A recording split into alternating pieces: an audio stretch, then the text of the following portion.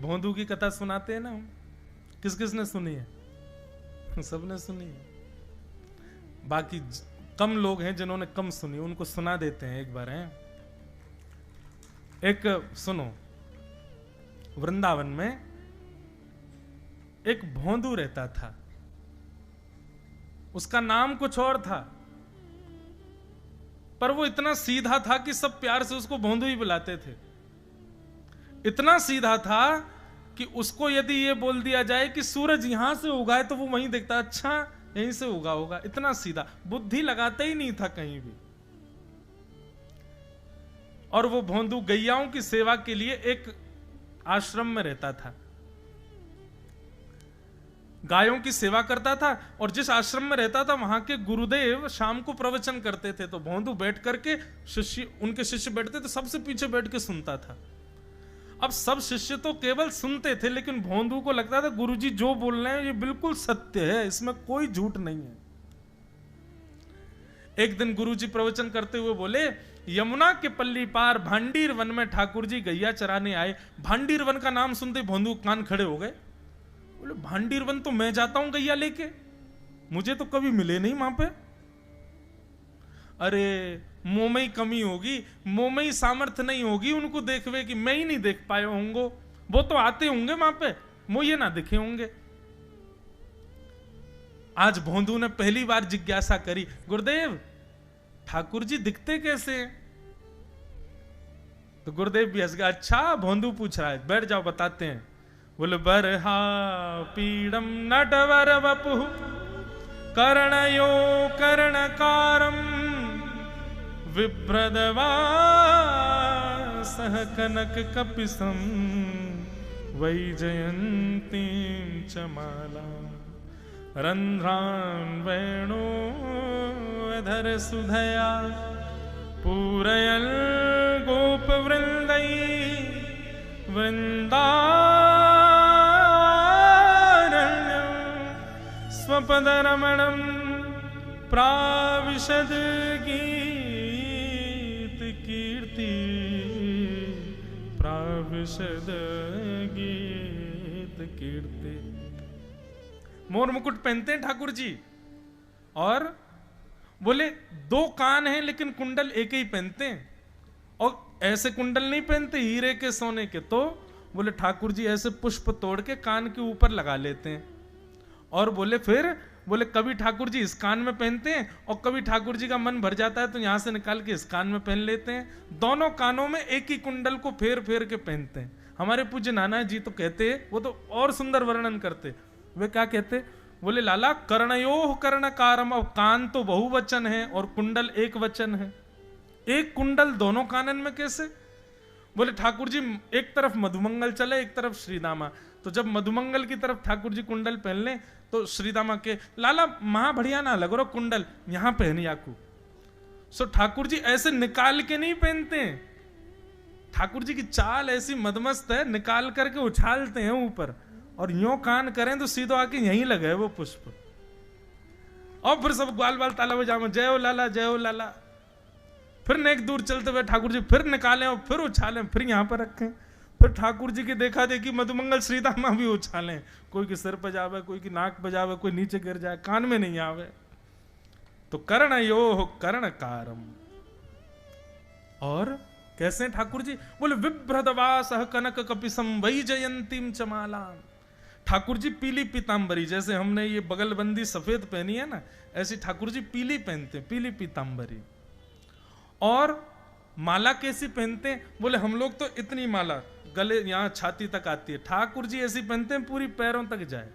ये देखो पीछे खड़े हैं, इतना गहना कौन पहने हैं, पैरों तक पहनते हैं ठाकुर जी।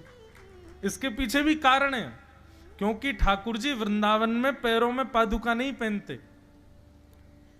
सोचो उस वृंदावन में हम जूता चप्पल पहन के घूमते हैं, ठाकुर जी नंगे पांव घूमते थे।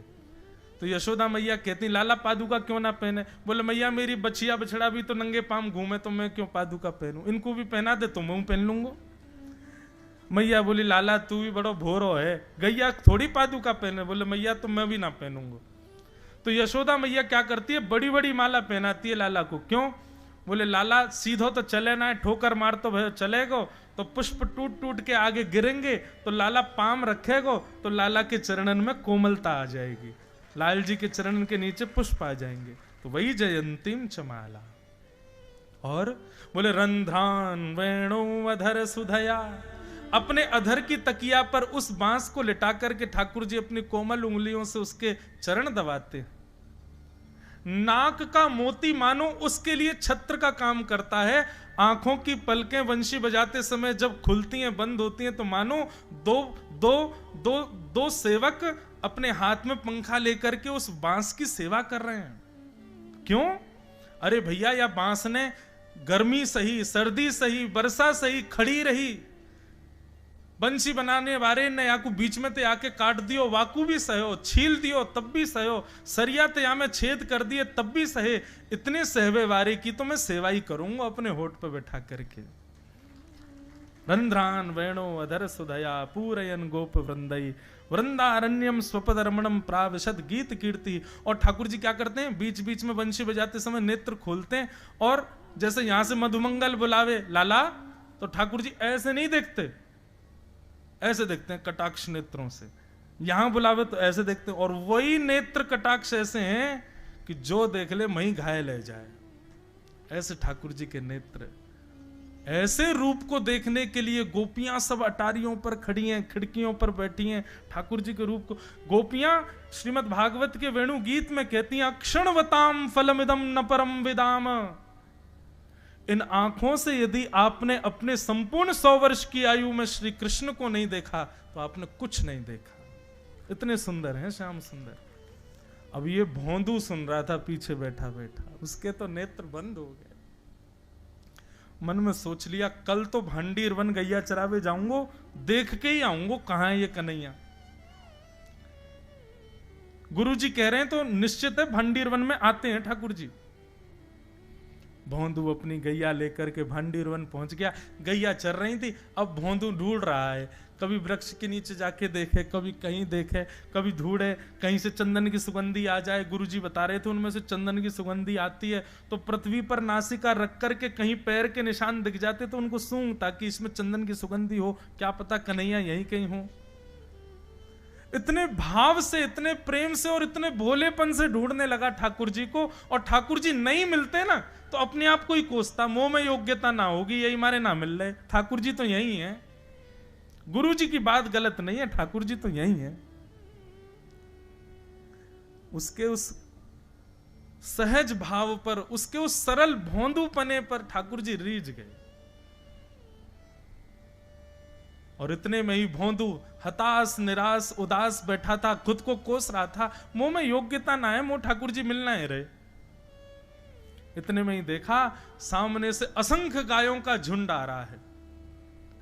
और भोंदू ने जैसे उन गायों को देखा, ऐसी गाय कभी देखी नहीं, अलग गाय, सींग चमक रहे हैं, सींगों के ऊपर के भाग में सोने चांदी मढ़े हुए हैं, ऐसी ऐसी सुंदर सुंदर तंदुरुस्त गैया।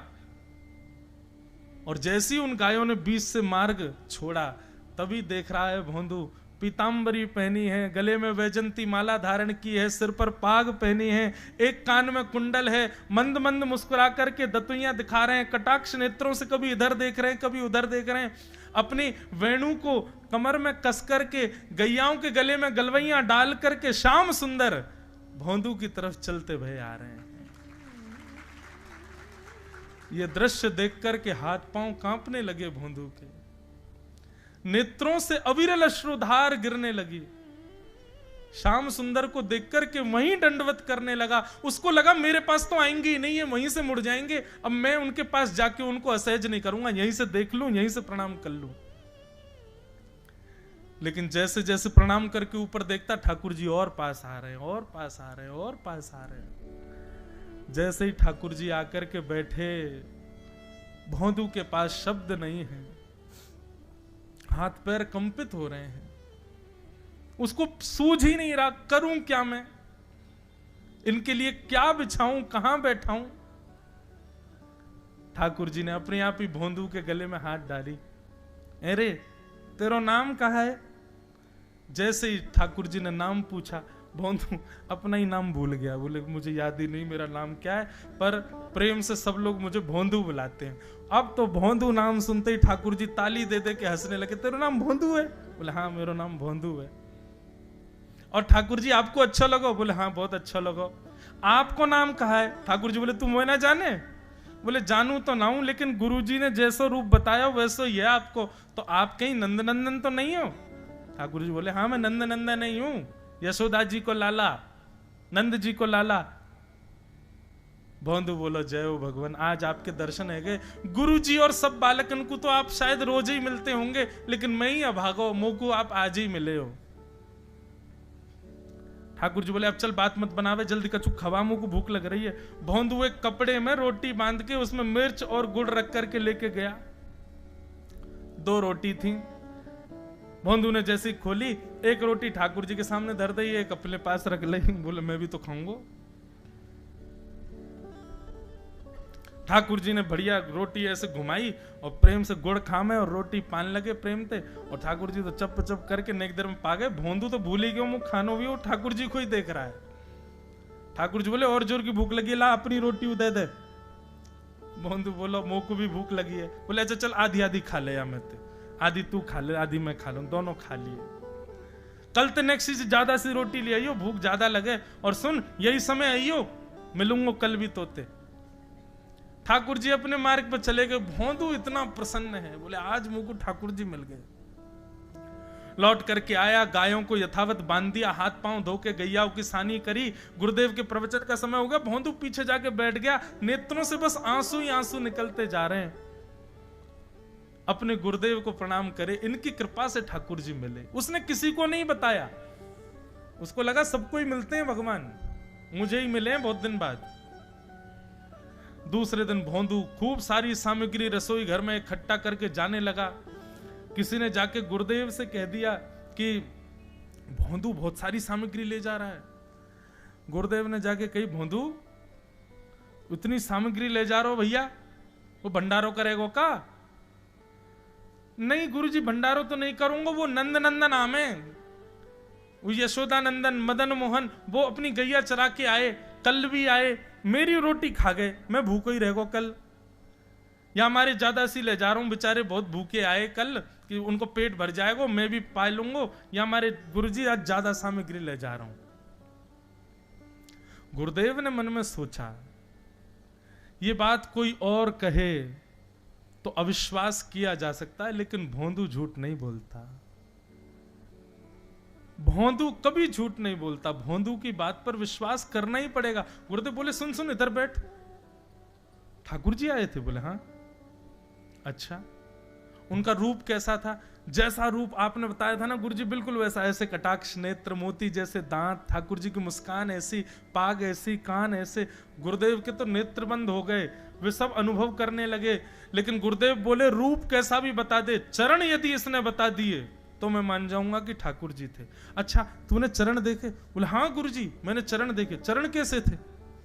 बोले चरण ऐसे ठाकुर जी, उत्तुंग रक्त विलसन नख चक्रवाल।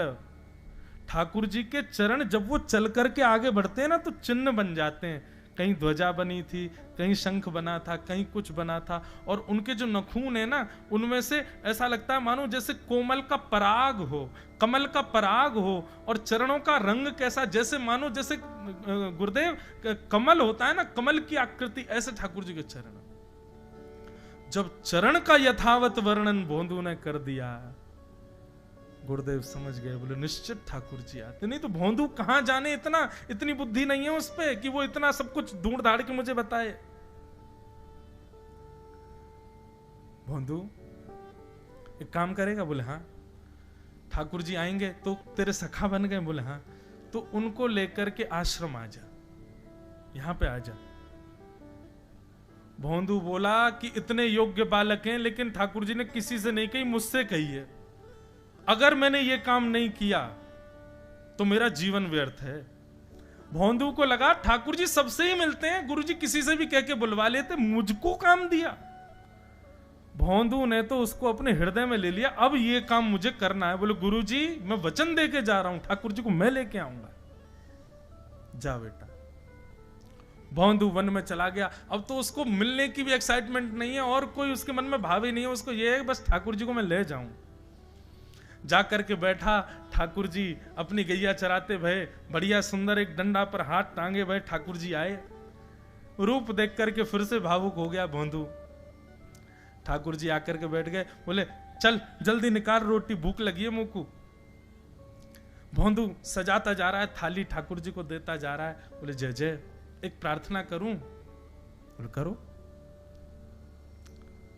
आप मेरे संग मेरे सखाओ ना आप? बोले हाँ तेरो सखाऊं, तो मेरी बात मानोगे? बोले कहा आप मेरे संग आश्रम चलो गुरु जी के पास। ठाकुर जी रोटी पाते जा रहे, ठाकुर जी ने अनसुनी कर दी बात। बोले जय जय कछु कहो ना, आप चलोगे ना? ठाकुर जी बोले हम तेरे सखा हैं, तेरे गुरु जी के सखा नहीं है।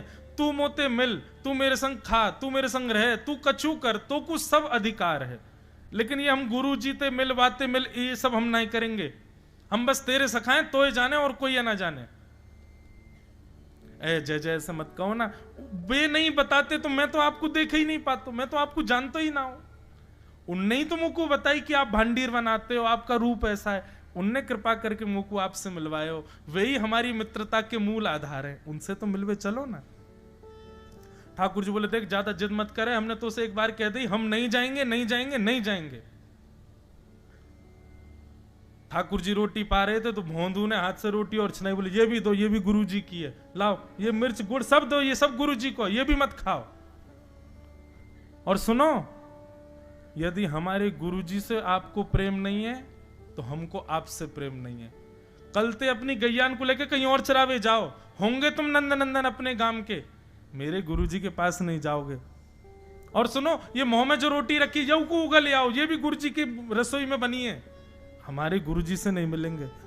ठाकुर जी बोले अरे भोंदू ने रुक तो, नहीं नहीं नहीं अब तो मैं सुनूंगा ही नहीं, आपने ऐसे कैसे कह दी नहीं जाएंगे, 3 बार नहीं जाएंगे नहीं जाएंगे।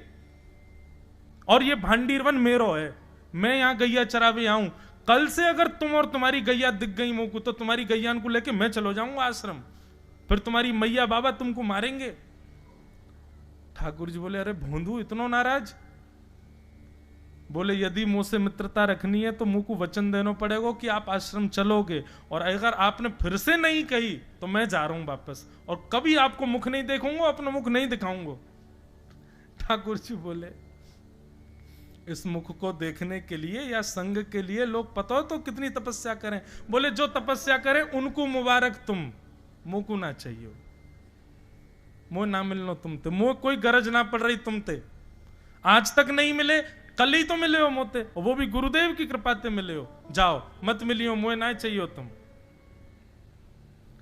ठाकुर जी बोले मैं तो ना जाऊंगा, मैं तो तेरे पास ही रहूंगा। बोले तुम मत जाओ, मैं जा रहा हूं। बंधु ने अपनी सब सामान उठाए, गैया वैया उठाई, हाँकता हुआ गैयाओं को लेके जाने लगा वापस। ठाकुर जी के नेत्र सजल हो गए। भोंदू, ठाकुर जी पुकार रहे हैं भोंदू को, मानो जैसे त्रिलोकी लेके जा रहा है वो ठाकुर जी के, जैसे मानो पूरा ऐश्वर्य ठाकुर जी का ले जा रहा हो। अरे भोंदू ने रुक तो जा। भोंदू बोला अपना मुख भी नहीं दिखाऊंगा यदि आप नहीं चलोगे तो। भोंदू थोड़ी दूर गया, ठाकुर जी को लगी वापस आ जाएगा, थोड़ी और दूर गया, लगा अब आ जाएगा, लेकिन जब भोंदू दिखना बंद हो गया हमारे ठाकुर जी विचलित हो गए, दौड़े भोंदू की तरफ। गैया चराता हुआ वापस जा रहा था अपने आश्रम, ठाकुर जी दौड़ करके गए और जाकर के भोंदू के पिद्दी पे चढ़ गए। पिद्दी समझते हैं? ये कंधे पर चढ़ जाना, इसको ब्रजभाषा में कहते हैं पिद्दी पे चढ़ना। ठाकुर जी जाकर के पीछे से कंधा पे चढ़ गए, पाम से पेट पकड़ लिया और हाथन से बोले ले चल अपने गुरुदेव के पास, चलूंगा तू जहां कहेगो, लेकिन तो दूर नहीं जान दूंगा। और भोंदू ठाकुर जी को ऐसे ऊपर चढ़ा करके गैयाओं के साथ लेकर के आश्रम जा रहा है। गैयाओं ने जैसे ही आश्रम में प्रवेश किया, गुरुदेव आकर के खड़े हो गए और मन में बस विचार कर रहे थे, हाथ पांव कांप रहे थे, बोले ठाकुर जी आएंगे कि नहीं। और जैसे ही गायों का समूह भीतर प्रवेश हुआ, इतने में ही भोंदू आया और तभी देखा भोंदू के पिद्दी पर ठाकुर जी टंगे भय आ रहे हैं। ये दृश्य देखते ही गुरुदेव मूर्छित होके गिर पड़े। वही जैसे तैसे होश में आए। होश में आकर के जैसे ही ठाकुर जी को देखा, सिंहासन पर भगवान बैठे हैं जहां गुरुदेव बैठते थे, और भोंदू उनके बगल में बैठा है। आज गुरुदेव ने जाकर के पहले भोंदू को प्रणाम किया, बोले जय हो, धन्य है तू। इतनी तपस्या की, इतना भजन किया, घर परिवार त्याग दिया, वैराग्य त्याग सब हमारे जीवन में, तब भी ठाकुर जी नहीं मिले। लेकिन वारे भोंदू, तेरी सरलता, तेरी सहजता, तेरा ये निर्मल भाव कि ठाकुर जी तेरे अधीन होके यहां आश्रम तक चले आए। ये बंधुओं, ये मनगणंत कथा नहीं है, ये वास्तविक सत्य घटना है वृंदावन की। और ठाकुर जी सदा के लिए भोंदू के संग रहने लगे। और फिर कुछ समय बाद भोंदू गैया चराता हुआ भांडीरवन गया और फिर कभी लौट करके नहीं आया, ठाकुर जी के संग ही प्रस्थान कर गया। बोलो भक्त वत्सल भगवान की जय। ऐसा भोलापन यदि, ऐसी सरलता, सहजता, निर्मलता यदि हम में है, तो त्रिलोकीनाथ पर ब्रह्म को भी हम बांध सकते हैं।